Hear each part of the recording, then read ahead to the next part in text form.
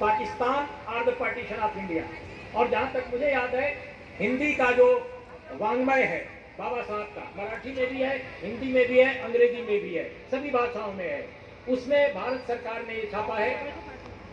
और इसके page number 354 और 355 पर बाबा साहब ने एक बहुत महत्वपूर्ण बात कही है, जो आज के कॉन्टेक्स्ट में बहुत ज्यादा रिलेवेंट है।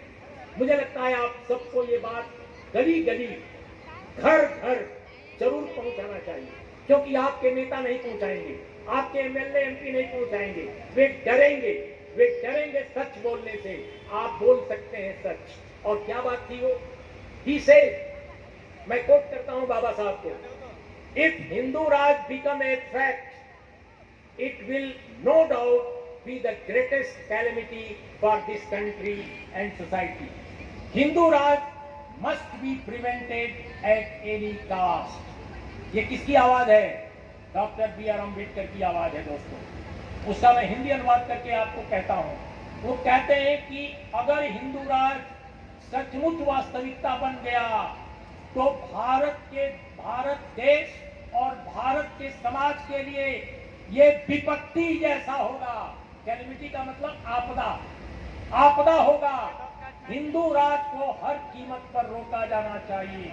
ये बाबा साहब के शब्द हैं। तो अगर आप बाबा साहब को मानते हैं कि आप उनके कारण हैं, आपका समाज उनके कारण है, आप पढ़े हैं तो उनके कारण, आपके जॉब्स हैं तो उनके कारण, आगे भी हमारा एम्पावरमेंट होगा तो बाबा साहब के कारण होगा, उस महान संविधान के कारण होगा जिसे वो और महान बनाना चाहते थे। लेकिन उस समय की जो हुकूमत थी, उस समय के जो लोग थे, जिनकी मेजॉरिटी थी, उसको उतना नहीं बनने दिया। तो मेरा ये कहना है कि बाबा साहब की बात अगर आप मानते हैं तो आपको इसे भी मद्देनजर रखना पड़ेगा।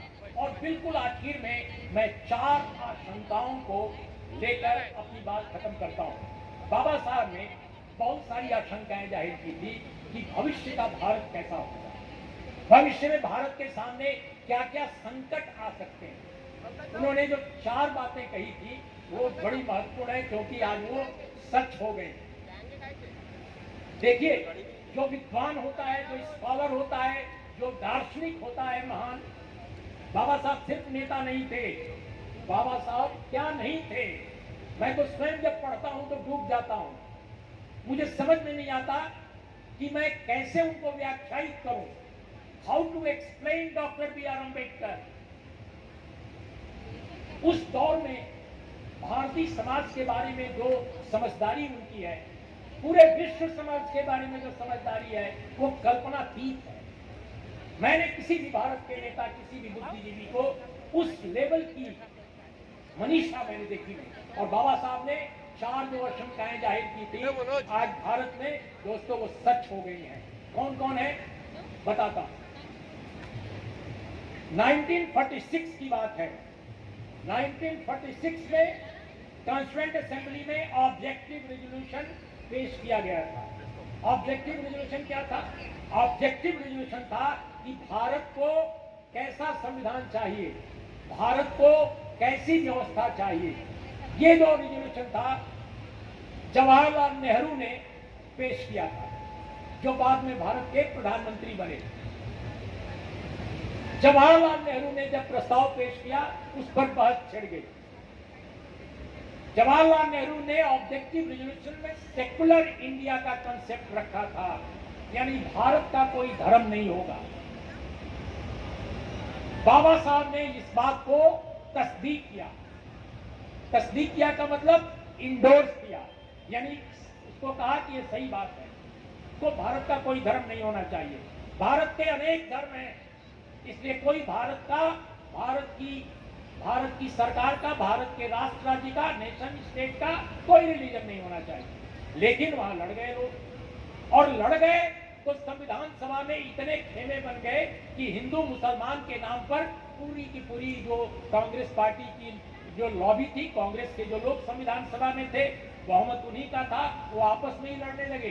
कांग्रेस का एक नेता कहता था कि सेकुलर होना चाहिए, कांग्रेस का दूसरा नेता कहता था हमको हिंदू राष्ट्र चाहिए, कांग्रेस का तीसरा नेता कहता था हिंदू राष्ट्र बने या न बने, लेकिन हिंदू मेजॉरिटी को अधिक अधिकार चाहिए और मुसलमान को कम, सिख को और कम, बौद्ध को और कम, जैन को और कम, इस तरह की बातें की जाती थी। मेरे कहने का मतलब ये नहीं है कि कोई ऐसा कोई खास एक एक पहलू गिन के बताया जा रहा था, लेकिन विभाजन पूरा का पूरा हो गया। तब बाबा साहब ने कहा, और बाबा साहब ने जो कहा वो मैं कोट करता हूं, संविधान सभा में उन्होंने कहा कि हिंदू मुसलमान पर मानो यहां कोई जंग छिड़ी हुई हो। मैं उनकी बातों को हिंदी में अनुवाद कर रहा हूं। हिंदू मुसलमान पर मानो यहां कोई जंग, लड़ाई छिड़ गई हो। ऐसा लगता है कि ये जंग खत्म ही नहीं होगी। लेकिन दोस्तों, अगर आप जंग को खत्म नहीं करोगे तो ये देश बर्बाद हो जाएगा। आज जो आप यहां कर रहे हो वो सड़कों पर होगा, समाज के अंदर होगा, इसलिए आप ऐसा मत कीजिए। भारत को बर्बाद होने से बचाइए, ये बाबा साहब ने कहा था। आज क्या हो रहा है दोस्तों? 2024 में भारत की कैसी तस्वीर दिखाई दे रही है? आप समझ रहे हैं ना मेरी बात? तो बाबा साहब ने 1946 में जो बात कही, जो आशंका व्यक्त की, उनकी आशंका 100% सही हो गई आज के भारत में। दूसरी बात जो उन्होंने कही, यस, उन्होंने एक बात कही थी, बड़ी महत्वपूर्ण बात, इसको भी बहुत कम लोग जानते हैं, बहुत कम लोग इसको देखे हैं। बाबा साहब ने कहा कि हमने आर्टिकल 324 में संविधान के देश में चुनाव कराने के लिए एक चुनाव आयोग बना दिया है। ये पूरी तरह स्वतंत्र है। कैसा है? पूरी तरह स्वतंत्र है चुनाव आयोग। लेकिन अचरज की बात है कि चुनाव आयोग में कौन चुना जाएगा, कैसे चुना जाएगा, इसका हमने कोई नियम नहीं बनाया। दरअसल बात यह है, वो मैं आपको बताना चाहता हूं। बाबा साहब चाहते थे कि संविधान सभा में, कि संविधान के अंदर यह भी तय कर दिया जाए कि चुनाव आयोग का मेंबर कौन बनेगा, कौन बनाएगा और कैसे बनाएगा। लेकिन कांग्रेस के लोग तैयार नहीं थे। क्यों नहीं तैयार थे? क्योंकि कांग्रेस की सरकार आनी थी। वो चाहते थे कि हमारा आदमी बनेगा। लेकिन बाबा साहब ने डिफर किया। बाबा साहब ने कहा कि संविधान में हमने एक बहुत अच्छा चुनाव आयोग आपको दिया है, स्वतंत्र, लेकिन ये तो दिया नहीं कि कैसे बनेगा। हमारी बात आप मान नहीं रहे हैं। दोस्तों, जो बात उन्होंने नवंबर, एक सेकेंड, जो बात उन्होंने मई 16 मई 1949 को कही, याद रखिए तारीख, 16 मई 1949 को जो बात कही, किसके बारे में? चुनाव आयोग के बारे में। वो बात 2024 में सही साबित हो गई कि चुनाव आयोग पूरी तरह इस सरकार का गुलाम हो गया है। जिसको ये सरकार चाहती है, चुनाव आयोग में वही बैठ जाता है। अभी 2 चुनाव आयुक्त नियुक्त किए गए, अभी कुछ ही दिन पहले, चुनाव के टाइम पहले, और दोनों जो हैं मौजूदा सरकार के लोगों ने नियुक्त किया, क्योंकि 3 लोगों की कमेटी है, उसमें 2 आदमी सरकार का है, एक तो प्राइम मिनिस्टर साहब है और दूसरे प्राइम मिनिस्टर द्वारा चुना कोई कैबिनेट मंत्री है, और तीसरा जो है वो विपक्ष का नेता है, जिसको कभी पूछा ही नहीं जाता, बताया तक नहीं जाता है कि कौन चुनाव आयुक्त बनेगा। तो बाबा साहब 1946 के 16 मई को जो बात संविधान सभा में कह रहे हैं, जहां संविधान बन रहा है, वो बात आज भारत के पूरे देश की जनता के सामने नंगी सच्चाई के रूप में सामने आ रही है। क्या अद्भुत मेधा है, क्या अद्भुत प्रतिभा है और क्या अद्भुत दूरदर्शिता है। लेकिन किसी ने नहीं मानी बात। तो भारत के दुर्भाग्य की जो बात है कि दरअसल भारत का दुर्भाग्य यह भी है कि अकेला व्यक्ति था जिसके पास कोई बड़ा समूह नहीं था, बड़ी पॉलिटिकल पार्टी नहीं थी जो संविधान सभा में 50 आदमी भी रखी हो, अकेला आदमी। लेकिन देश के बारे में वो आदमी बोल रहा है, समाज के बारे में बोल रहा है, डेमोक्रेसी बचाने के लिए बोल रहा है, केवल सच और सच बोल रहा है, कोई राजनीति नहीं कर रहा है वो आदमी, लेकिन उसकी बात नहीं सुनी गई और आज हमारे देश के लिए विकराल सच्चाई के रूप में वो सामने है, जिससे देश लोकतंत्र से पूरी तरह हट रहा है, डिरेल हो रहा है और पूरी की पूरी जो है तानाशाही हमको जकड़ रही है। अब एक बात और बताएंगे दोस्तों, हाँ, बाबा साहब ने उसमें यह भी कहा था, लेकिन अगर आप हमारी बात नहीं मानते हैं नियम बनाने की, तो ऐसे में जो निर्वाचन आयोग होगा उसमें जो कमिश्नर्स होंगे उनकी नियुक्ति कार्यपालिका अपने अंगूठे से कर देगी। ये बात कही, अंगूठे से कर देगी, जिसको चाहेगी उसको। कार्यपालिका मतलब सरकार, एग्जीक्यूटिव। इसके बाद बाबा साहब ने एक बात और बड़ी महत्वपूर्ण कही थी, डायरेक्टिव प्रिंसिपल तो आप जानते होंगे। आज हम बाबा साहब पर केंद्रित कर रहे हैं, केवल बाबा साहब को ही याद कर रहे हैं कि क्या क्या बाबा साहब ने ऐसा कहा जो अद्भुत था और जो भारत में सच हो रहा है। बाबा साहब ने डायरेक्टिव प्रिंसिपल के बारे में कहा। डायरेक्टिव प्रिंसिपल में दोस्तों बहुत सारे हैं, आप तो जानते हैं, बहुत सारे लोग।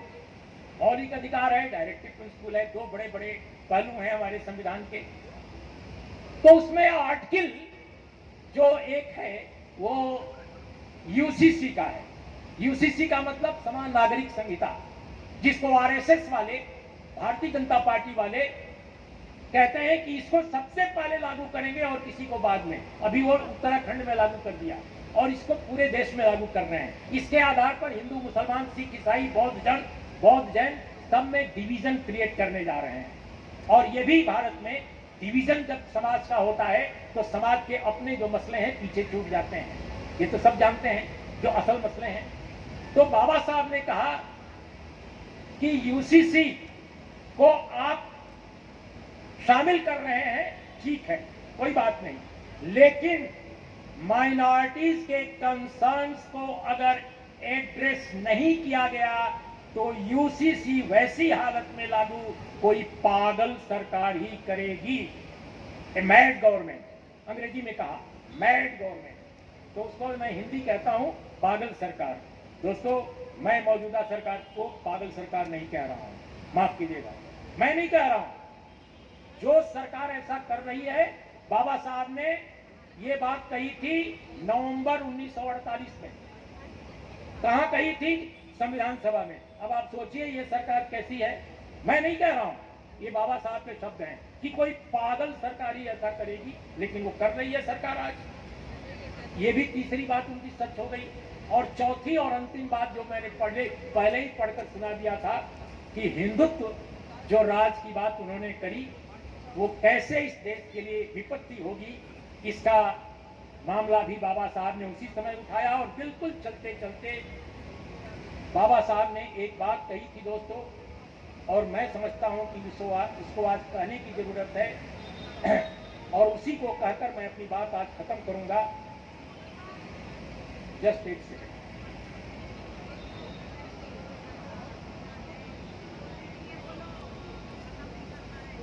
हाँ, 25 नवंबर 1949 का वो महान भाषण जिसको बाबा साहब ने संविधान सभा में दिया था और उनका आखिरी भाषण था।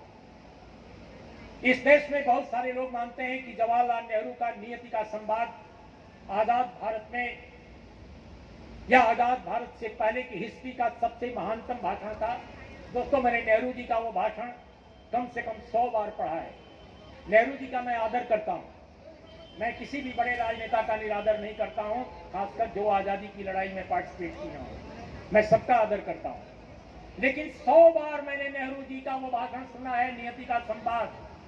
लेकिन मैं दावे के साथ कहता हूं कि 25 नवंबर 1949 को डॉक्टर बी.आर. अम्बेडकर ने संविधान सभा में जो आखिरी भाषण दिया था, आप उसको भी पढ़ लीजिए।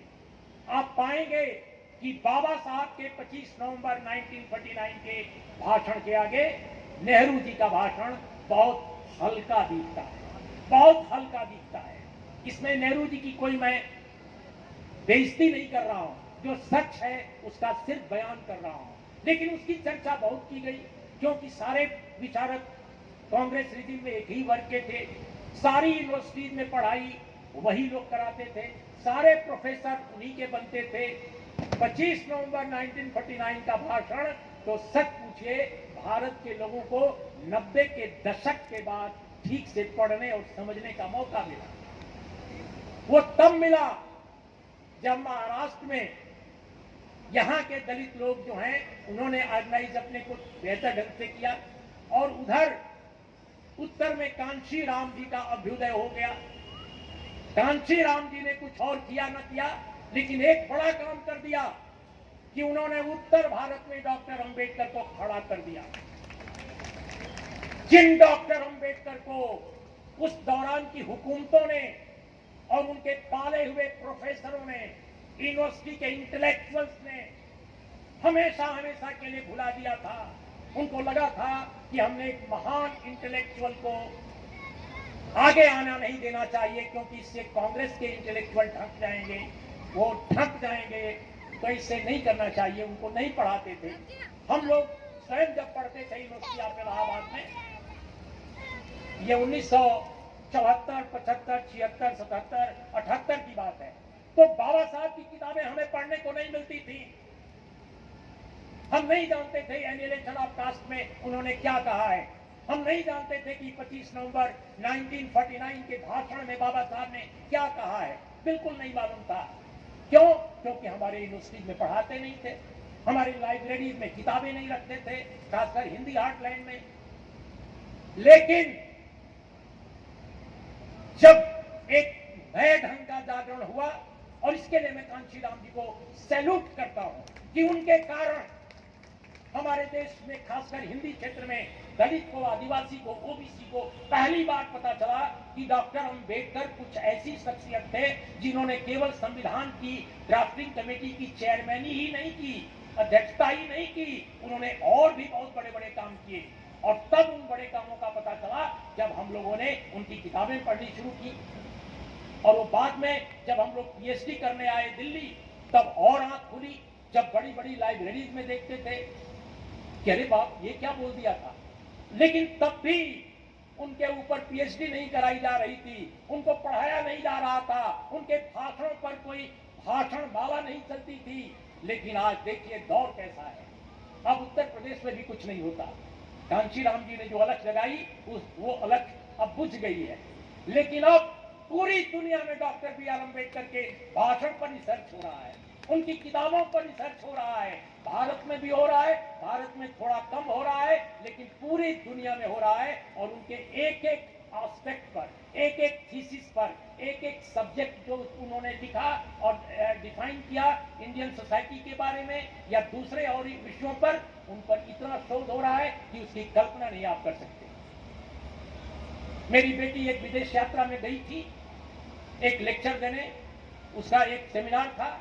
वहां वो बोल रही है कि पापा, जर्मनी, स्पेन और नॉर्वे से आए हुए जो प्रोफेसर थे वो बार बार केवल डॉक्टर बी.आर. अम्बेडकर का जिक्र कर रहे थे पूरे इंटरनेशनल सेमिनार में। तो आज हालत ये हो गई है, आप कैसे क्या करोगे, आपके पास कोई वो नहीं है। तो डॉक्टर बी.आर. अम्बेडकर का 1949 का 25 नवंबर का भाषण जो दोस्तों है, वो आज के भारत के संकट, आज के भारत की चुनौतियां, आज के भारत के बहुजन के सामने जो बड़े विकराल प्रश्न हैं, उन सब का जवाब देती है। और मैं चाहूंगा आप लोगों में से सभी लोगों को कि यकीनन आप 14 अप्रैल को बड़ा समारोह कीजिए, यकीनन आप संविधान दिवस मनाइए, आप यकीनन पुण्यतिथि के मौके पर आप कार्यक्रम कीजिए, लेकिन आप अपनी पढ़ी हुई बेटियों, पढ़े हुए बच्चों, सबको, जो पढ़ रहे हैं, जो पढ़ चुके हैं, जो बुजुर्ग हैं, जो नौजवान हैं और जो किशोर हैं, सबको बाबा साहब के ज्यादा तो नहीं लेकिन 2-3 चीजें जरूर पढ़ाइए और उन पर पास चलाइए। हर 15 दिन पर एक बार शिविर कीजिए, स्टडी सर्किल चलाइए। जिनके पास कोई विचार नहीं है, जिनके पास सिर्फ इस देश को बर्बाद करने का विचार है, जिनके पास सिर्फ मनुष्यता को कलंकित करने का दर्शन है, जो सिर्फ जातियों में और धर्मों में और समाजों में जिनके पास बांटने का केवल एक बांटने की विरासत है, वो हर जिले, हर तहसील, हर शहर, हर गांव में प्रचार कर रहे हैं। हर जगह वो अपने शिविर लगा रहे हैं। आप समझ रहे हैं मैं जिसको कह रहा हूं?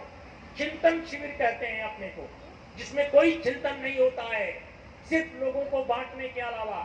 लेकिन आप जिनके पास इतना चिंतन है, वो शिविर नहीं लगा रहे हो, आप कोई स्टडी सर्किल नहीं चला रहे हो, आप कोई मीटिंग नहीं कर रहे हो। मैं कहता हूं आप जहां के भी रहने वाले हो, जिस जिले के भी, जिले में आप मीटिंग कराओ, वहां पर तय करो कि हर शनिवार या संडे जो छुट्टी होती है उस दिन हम लोग 2 घंटे के लिए मिलेंगे और बाबा साहब भीमराव अंबेडकर स्टडी सर्किल हम चलाएंगे।